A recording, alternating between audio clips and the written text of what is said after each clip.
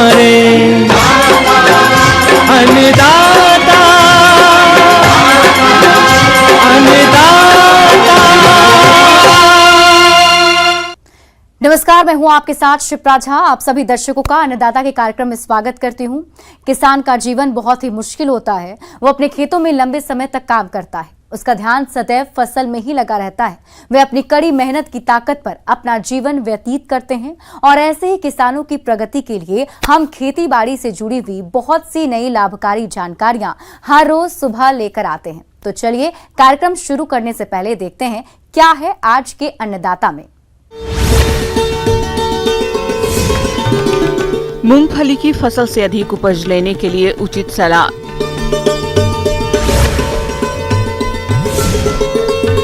दुधारू पशुओं से स्वच्छ दूध उत्पादन की तकनीक।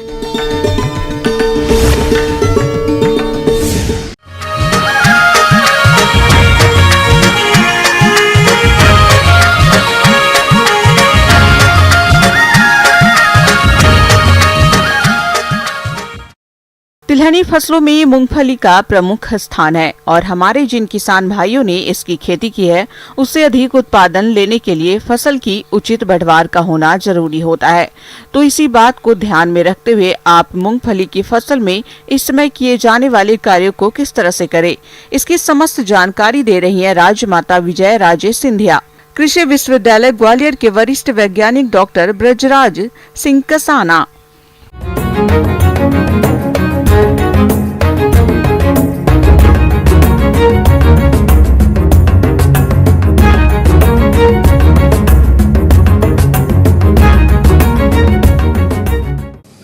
किसान भाइयों, हमारे देश में मूंगफली एक प्रमुख फसल के रूप में बोई जाती है और मूंगफली को कई तरीके से लोग बाग कई तरीके के पकवान बनाकर उपयोग करते हैं। इस प्रकार से मूंगफली हमारी जो डाइट है उसका एक प्रमुख हिस्सा है। तो मूंगफली जिन भी किसान भाइयों ने लगाई है उनको अपनी मूंगफली की फसल का ध्यान रखना भी आवश्यक है, जिससे हमें अच्छी क्वालिटी की मूंगफली प्राप्त हो और उससे हमें अच्छी उपज और अच्छी आय भी प्राप्त हो। मूंगफली की खेती तिलहनी फसल के रूप में की जाती है। मूंगफली के दानों का उपयोग अधिक मात्रा में तेल निकालने के लिए किया जाता है। इसके बाद इसे दाने के रूप में खाने में सबसे अधिक इस्तेमाल किया जाता है, जिससे इसकी बाजार में मांग अधिक रहती है। इसकी खेती करने वाले किसान अच्छा लाभ कमाते हैं। तो जिन किसान भाइयों ने मूंगफली की बुआई की है उनकी फसल बढ़वार की अवस्था पर है। इसकी आगे भी अच्छी बढ़वार हो और आने वाले समय में अच्छी पैदावार मिले, इसके लिए कुछ जरूरी कार्यों को इस समय करना होता है, जो इस प्रकार से है। क्योंकि अब उसमें फूल आना चालू हुआ और पैकिंग की स्टेज चालू होगी, तो ऐसी अवस्था में अगर हम उसके खेत में अगर निदाई गुड़ाई का काम करते हैं तो उससे जो पैकिंग है वो बहुत अच्छी होगी और हमारी मूंगफली अच्छे से बैठेगी। अगर मैं किसानों की भाषा में बात करूं तो वो ज़मीन में बहुत अच्छी बैठेगी और उससे बहुत अच्छा उत्पादन हमें देखने को मिलेगा। साधारणतः ये एक बहुत अच्छी विधि है जिसका प्रयोग हम लोग कर सकते हैं और हम अगर निदाई गुड़ाई करते हैं तो उससे हमारे सारे खरपतवार भी नष्ट हो जाते हैं, हमारा खेत साफ हो जाता है और हमारी फसल को बढ़ने के लिए पर्याप्त जगह मिलती है। मगर जिन खेतों में पैकिंग चल रही है उनमें किसान भाई जब निदाई गुड़ाई करते हैं तो थोड़ी मात्रा मिट्टी की पौधों पर भी चढ़ाते हैं, जिससे अर्थिंग अप करने से जो हमारी फसल है वो उसकी जड़ें ज़्यादा नीचे तक बैठती हैं और जो जड़ वाला क्षेत्र है उसमें जो मिट्टी है वो लूज मिलती है, जिससे कि मूंगफली को फैलने के लिए और उसकी पॉड को फैलने के लिए पर्याप्त जगह मिल जाती है, जिससे वो अच्छा सा उत्पादन देने में सफल हो पाती है। किसान भाइयों, प्रदेश में अच्छी बारिश हो रही है, फसल में सिंचाई की आवश्यकता नहीं है और यदि जहां अधिक वर्षा हो वहां खेत से जल निकास की उचित व्यवस्था करें और इस बात का ध्यान रखें कि बारिश के दिनों में लंबा अंतराल हो, तब आवश्यकता अनुसार सिंचाई करें। जल प्रबंधन भी एक महत्वपूर्ण विषय है जिसका ध्यान रखने की आवश्यकता है।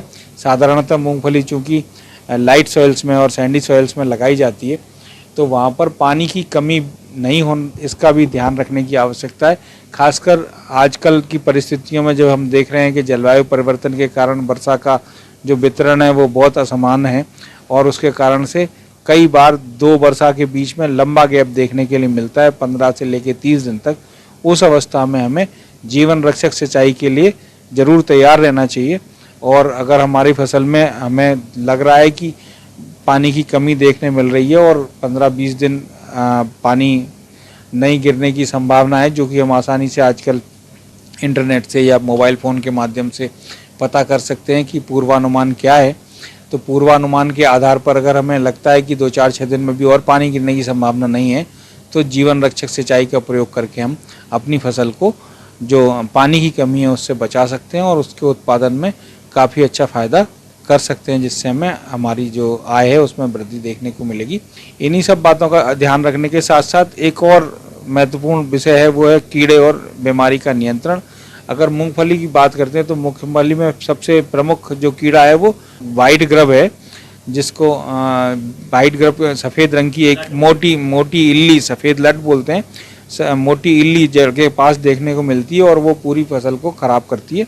इसके लिए हम कार्टाफ हाइड्रोक्लोराइड दवा जो है उसका पाउडर फॉर्म में 15 से 20 किलोग्राम प्रति हेक्टेयर के हिसाब से अगर स्प्रे छिड़काव करते हैं तो उससे हमारी जो ये वाइट ग्रब जो है वो कंट्रोल करने में हमें सफलता मिलती है। इसी के साथ जो रस चूसक कीट हैं उनका नियंत्रण करने, अगर रस चूसक कीट हमारे खेत में दिखाई दे रहे हैं, खासकर सफ़ेद मच्छर और हरा मच्छर देखने को मिलता है, तो हमें थायोमेथाक्साम दवा 1 से 2 ml प्रति लीटर पानी में मिलाकर स्प्रे करने से हमारे जो भी रस चूसक कीट हैं उनको नियंत्रण करने में सफल रहते हैं। इसके अतिरिक्त हमारे फसल में टिक्का भी देखने के लिए मिलती है, जिसमें पत्तियों पर धब्बे बन जाते हैं और पीले और भूरे रंग के धब्बे बन जाते हैं, जिससे हमारी फसल की जो उत्पादन क्षमता है उस पर बहुत विपरीत प्रभाव पड़ता है। तो उसके नियंत्रण के लिए हमें फंजीसाइड दवा का प्रयोग, खासकर मेटलैक्सिल मैंकोजेब दवा का प्रयोग अपने खेत में 1 से 2 ml प्रति लीटर पानी में घोलकर स्प्रे करने से हमें इस प्रकार की बीमारियों से अपने फसल को बचा सकते हैं। इन्हीं सब बातों का ध्यान रख के अगर आप मूंगफली खेती करते हैं तो आपको बहुत फायदा होगा। किसान भाइयों, अब लेते हैं एक छोटा सा ब्रेक।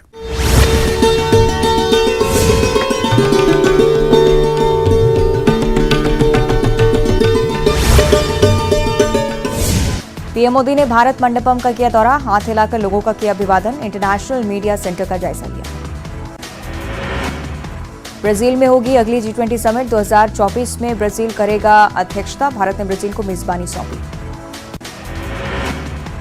G20 के सफल आयोजन पर गृहमंत्री अमित शाह ने पीएम मोदी को बधाई दी, कहा मोदी जी के विजन पर खरा उतरा समिट। दिल्ली के अक्षरधाम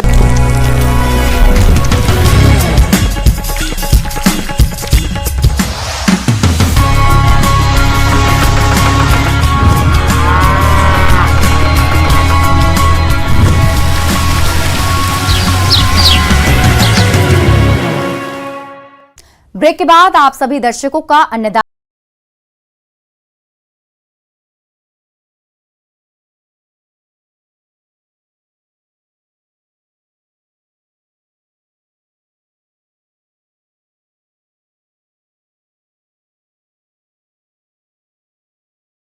हमारे राज्य के अधिकतर किसान भाई गाय भैंसों का पालन करते हैं, लेकिन दूध निकालते समय साफ सफाई पर कोई विशेष ध्यान नहीं देते हैं, जिसके कारण दूध की क्वालिटी खराब हो जाती है। तो आप पशुओं से स्वच्छ और शुद्ध दूध का उत्पादन लेने के लिए दूध दोहन से लेकर बाजार में बेचने तक कौन कौन सी सावधानियां बरते, इस बारे में बता रहे हैं नानाजी देशमुख पशु चिकित्सा विज्ञान विश्वविद्यालय जबलपुर के डॉक्टर प्रदीप कुमार सिंह।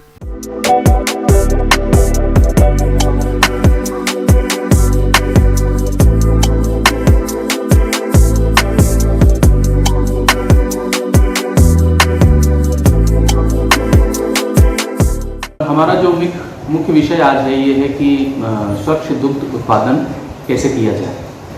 देखिए, दुग्ध एक ऐसा पदार्थ है, वो जैसे ही हम गाय या भैंस से निकालते हैं वैसे ही उसमें बहुत सारे संक्रमण की संभावना बन जाती है। सबसे पहले तो हम ये देखें कि जिस पशु से हम दूध निकाल रहे हैं वो खुद एक संक्रमण का कारण बन सकता है, क्योंकि अगर वो बीमार पशु है तो वहाँ से भी संक्रमण हमारे दूध में आएगा। इसके अलावा जैसे अगर थन अगर साफ नहीं है, दूषित है, वहाँ गोबर लगा है, मूत्र लगा है, तो उससे क्या होगा, या मिट्टी लगी है, उससे क्या होगा कि वो गोबर मूत्र या मिट्टी जो थन पे लगे हुए हैं उनसे भी संक्रमण आने की पूरी संभावना है।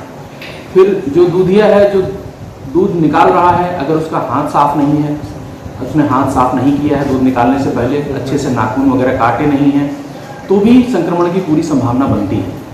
फिर इसके अलावा जो बर्तन है, जिस बर्तन में दूध निकाला जा रहा है, उस बर्तन का साफ या स्वच्छ होना बहुत ज़रूरी है। गंदे बर्तन में अगर हम दूध निकालेंगे तो कैसा भी दूध हो वो संक्रमित हो जाएगा। गांव में अधिकतर परिवारों में दुधारू पशु पाले जाते हैं। हालांकि दुधारू पशु पालना एक बात है और स्वच्छ दुग्ध उत्पादन अलग बात। स्वच्छ दुग्ध उत्पादन से हम दूध को जल्दी खराब होने से बचा सकते हैं, जिनका सीधा संबंध आर्थिक लाभ से है। यहाँ एक चीज़ और हमें ध्यान देने की जरूरत है कि जैसे कुछ बीमारियाँ हैं, जैसे टीबी है या टाइफाइड है या इस तरह की और भी बीमारियाँ हैं जिनसे पशु कई बार जो है संक्रमित रहता है, तो संक्रमित पशु से हमको दूध जो है निकाल करके इस्तेमाल में नहीं लेना चाहिए। और हमेशा हम ये ध्यान रखें कि एक स्वस्थ पशु से ही हम दूध जो है इस्तेमाल में लें। किसी भी संक्रमित पशु को हमें अलग कर देना चाहिए और उसका जब तक हम अच्छे से उसका ट्रीटमेंट ना कर लें, वो स्वस्थ ना हो जाए, तब तक हमें उससे दूध नहीं लेना चाहिए। अब आइए हम समझें कि स्वच्छ दूध उत्पादन में सिलसिलेवार हमें करना क्या चाहिए। तो हमें सबसे पहले बाड़े की सफाई करनी चाहिए दुहान के पहले, ताकि बाड़ा या उसके आसपास का जो वातावरण है वो दूषित ना रहे, साफ सुथरा रहे। फिर जानवर क्या है कि हम कई बार देखते हैं पूंछ इधर उधर भटकता रहता है या फिर और दूसरी एक्टिविटी करता रहता है, तो उसमें फिर हमें पूंछ वगैरह बांध के या पूंछ वगैरह साफ उसकी रखनी चाहिए। नहीं तो जानवर से कई बार जैसे बाल वगैरह भी झड़ते हैं, तो एक बार जानवर को आप साफ कर लें, अच्छे से धुलाई कर लें, उसके बाद आप दूध दुहने बैठें, ताकि उसमें गोबर ना गिरे, बाल ना गिरे, ये सब चीज़ें उसमें गिरने ना पाए। चाहिए जिस पशु से हम दूध लेने जा रहे हैं, स्पेशली उसका जो थन है, थन खूब अच्छे से साफ करें और थन के आसपास का एरिया जो है खूब अच्छे से उसको आप साफ कर लें। फिर दूधिया जो है प्रयास करे कि वो मास्क वगैरह भी बांध के रखे, क्योंकि खांसेगा छींकेगा तो उससे दूध भी हमारा जो है वहाँ पर संक्रमित हो जाएगा। दूध दुहने से पहले दूधिया को अपने हाथों को साबुन से अच्छी तरह साफ कर सुखा लेना चाहिए। हाथ के नाखून समय समय पर काटते रहें। स्वच्छ और कसे कपड़े पहने और सिर को टोपी द्वारा ढक कर रखें, ताकि कोई बाल आदि दूध में ना गिरे। दूध को पूर्ण हस्त विधि द्वारा दुहना चाहिए। हमें ये जरूरत है कि जो दूधिया है या जो संपर्क में आ रहा है व्यक्ति उस दूध के, तो उसको एक बार स्क्रीनिंग करके हमें काम में लगाना चाहिए।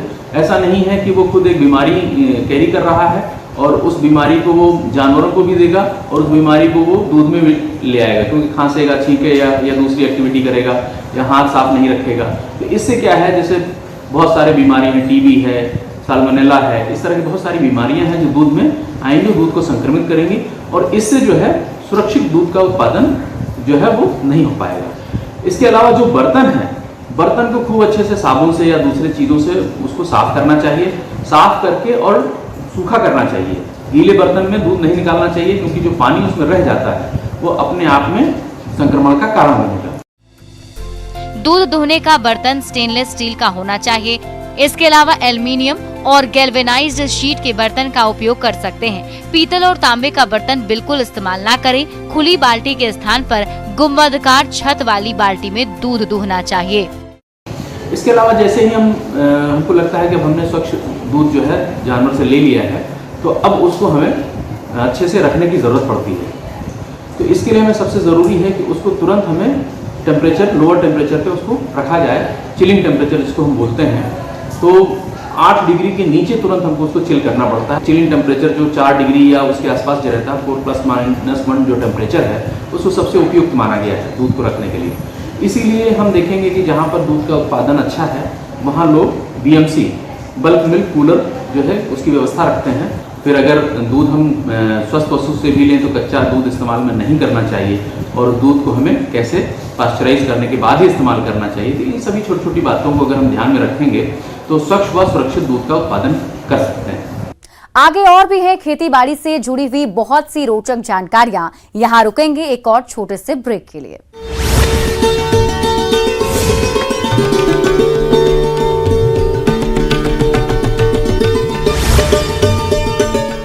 ऋषि सुनक ने की पूजा, अक्षरधाम मंदिर के बाहर सुरक्षा रही कड़ी। G20 में छत्तीसगढ़ का जलवा, फर्स्ट लेडी को भाई मिलेट्स के लड्डू, सभी को बस्तर आने का निमंत्रण दिया। टीडीपी के अध्यक्ष एन चंद्रबाबू 14 दिन के रिमांड पर, भ्रष्टाचार के मामले में ACB ने किया गिरफ्तार। बिहार के दरभंगा में 2 टीचर्स के बीच जमकर मारपीट।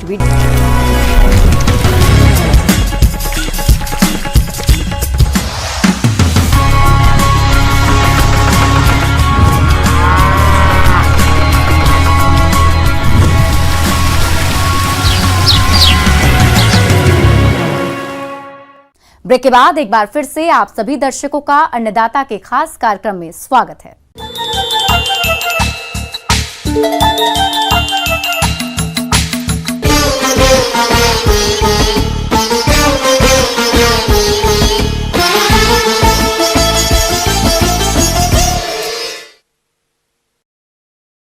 प्रदेश के जिन किसान भाइयों ने देरी से बाजरा की बुआई की है, उनकी फसल में कई तरह के कीट और रोगों का प्रकोप देखा जा रहा है, जिनका यदि समय पर नियंत्रण नहीं किया गया तो किसानों को भारी नुकसान हो सकता है।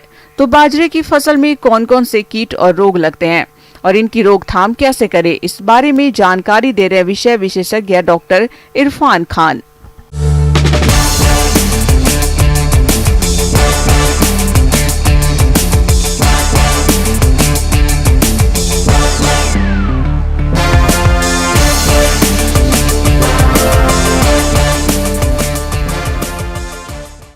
नमस्कार किसान भाइयों, बाजरा शुष्क क्षेत्र की एक प्रमुख फसल है। बाजरे की जो फसल किसान करते हैं तो उनमें लगने वाले विभिन्न प्रकार के कीड़े और बीमारियां वो सबसे ज़्यादा परेशान करते हैं। तो उनमें कौन कौन सी प्रमुख बीमारियां हैं, क्या उनके पहचान के लक्षण हैं तथा कैसे उनका प्रबंधन किया जाए, उस विषय पे आज अपन बात करेंगे। प्रारंभ में अगर बात करें तो बाजरे की अगर प्रमुख बीमारी है तो जो हरित बाली रोग या जिसको तुलासिता बोलते हैं वो बीमारी सबसे प्रमुख है। ये एक बीज जनित और मिट्टी जनित बीमारी है। बुआई के 30 से 35 दिन बाद में जो पत्तियां हैं उस पर पीले रंग की धारियां दिखाई देती हैं। वो धारियां आपस में मिलके पूरी पत्ती वो पीली हो जाती है।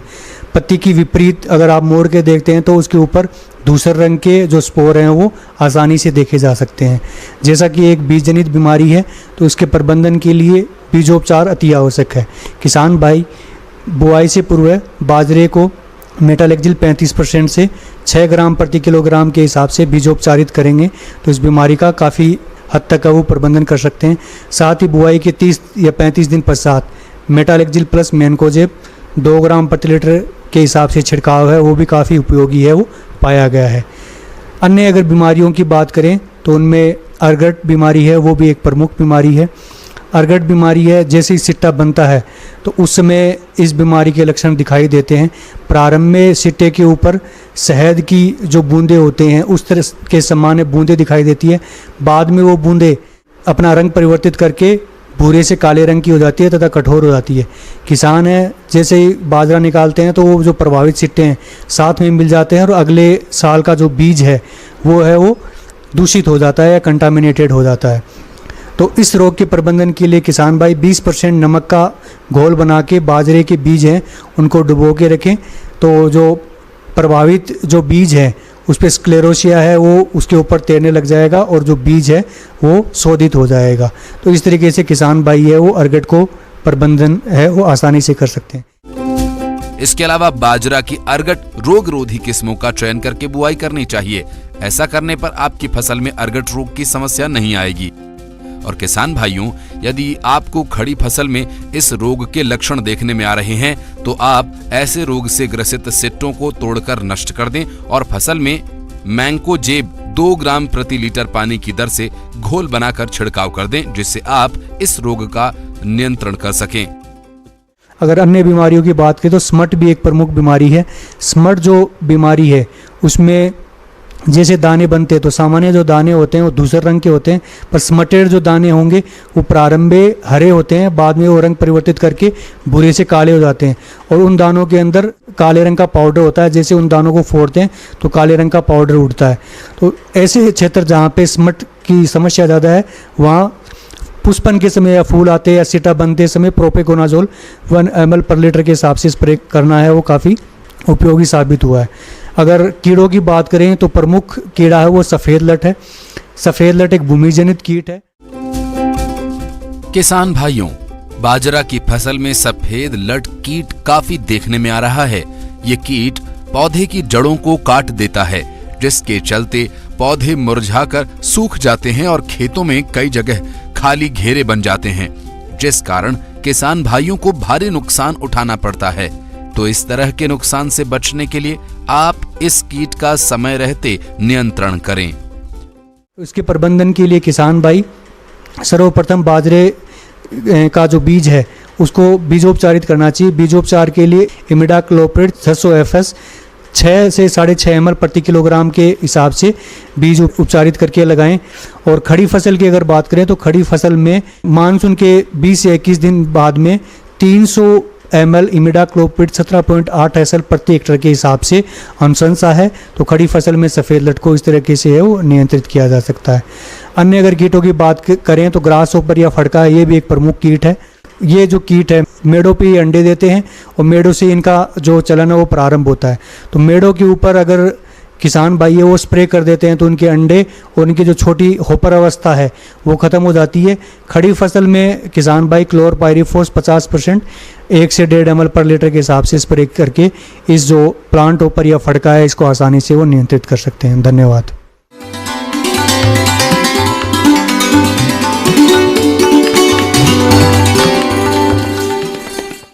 और आइए अब जानते हैं अन्नदाता निःशुल्क फोन के माध्यम से पूछे गए समस्याओं का समाधान। अन्नदाता निःशुल्क फोन संपर्क सेवा के माध्यम से पूछे गए प्रश्नों में से आज हमने जिस प्रश्न को कार्यक्रम में शामिल किया है उसे पूछा है ग्राम दौलतपुर, जिला इंदौर के कृषक मनोज परमार ने। ये फलदार बगीचों में किए जाने वाले जरूरी कार्यों के बारे में जानकारी चाहते हैं। तो मनोज परमार जी, आपकी जानकारी के लिए प्रस्तुत है कार्यक्रम का ये अंश। अक्सर किसान भाइयों के साथ में समस्या आती है कि बाग बगीचे लगा तो लेते हैं लेकिन उनमें फल नहीं बन पाते हैं अथवा कई तरह की समस्या देखने को आती है।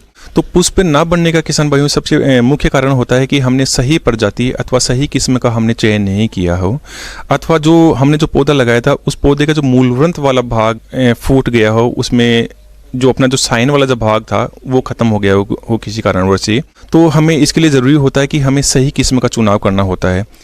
दूसरी बात आती है खरपतवार प्रबंधन की, क्योंकि जब भी हम बाग बगीचा लगाते हैं तो जितनी भी कीट बीमारियों की जो समस्या आती है वो हमें खरपतवार का प्रबंधन नहीं किया है तो उसके कारण ये ज़्यादा आती है। तो हमें ज़रूरी होता है कि जब भी खरपतवार उग रही है तो उसको प्रारंभिक अवस्था में हम निराई गुड़ाई के द्वारा समाप्त कर देवें, अथवा आजकल जो हस्तचलित जो ट्रैक्टर भी आने लगे तो हम बगीचे में पौधे के जो कतार से कतार एवं पौधे से पौधे की दूरी के अनुसार हम उसमें ट्रैक्टर चलित हम हल का भी प्रयोग कर सकते हैं। और जो प्रारंभिक स्तर पे, क्योंकि जो खरपतवार है वो नमी का शोषण तो करते ही करते हैं, साथ ही पौधे से हमें जो खाद एवं उर्वरक के लिए भी प्रतिस्पर्धा करते हैं।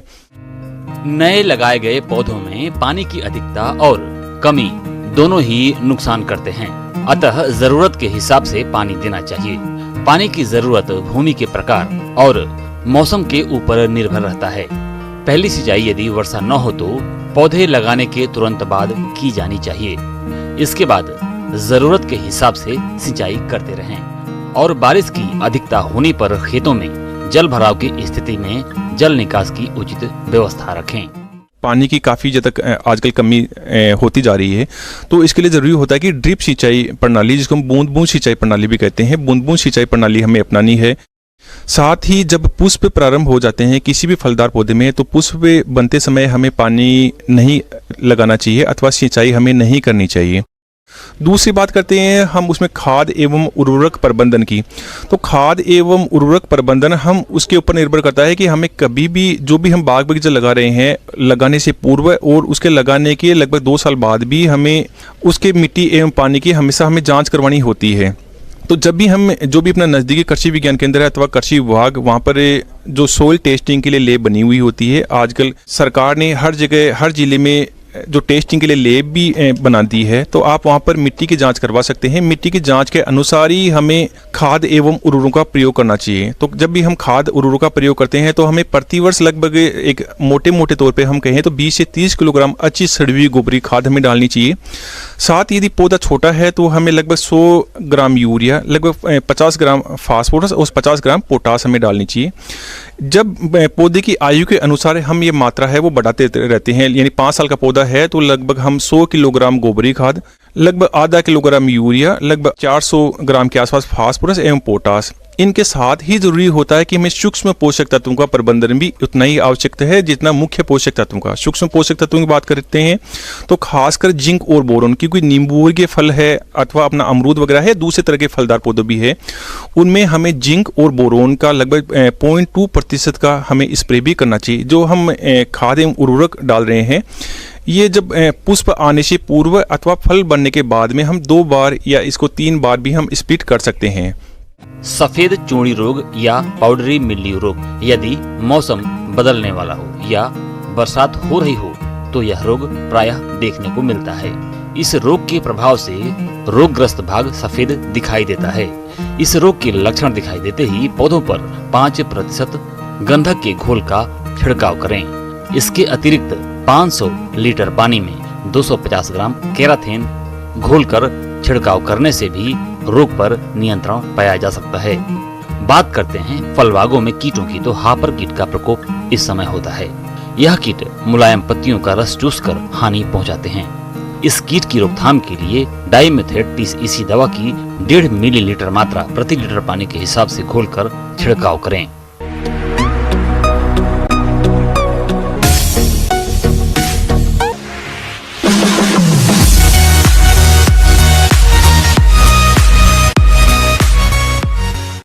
और आइए एक नजर डाल लेते हैं राज्य के कुछ मंडियों के प्रमुख फसलों के बाजार भाव पर।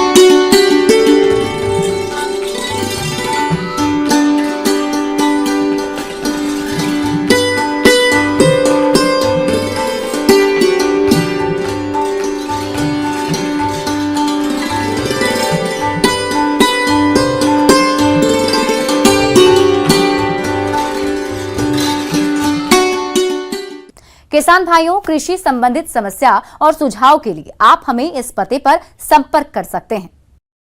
प्रोड्यूसर अन्नदाता news 18 Madhya Pradesh Chhattisgarh, Ramoji film city Hyderabad 501512। साथ ही आप हमें ईमेल भी कर सकते हैं। हमारा ईमेल है p18annadatamp@nw18.com। इसके अतिरिक्त आप हमें निःशुल्क हेल्पलाइन नंबर 1800889216 पर सोमवार से शनिवार सुबह 10 बजे से शाम 4 बजे के बीच संपर्क कर सकते हैं। अब समय हो रहा है आपसे विदा लेने का। कल इसी वक्त फिर से होगी आपसे मुलाकात। नमस्कार।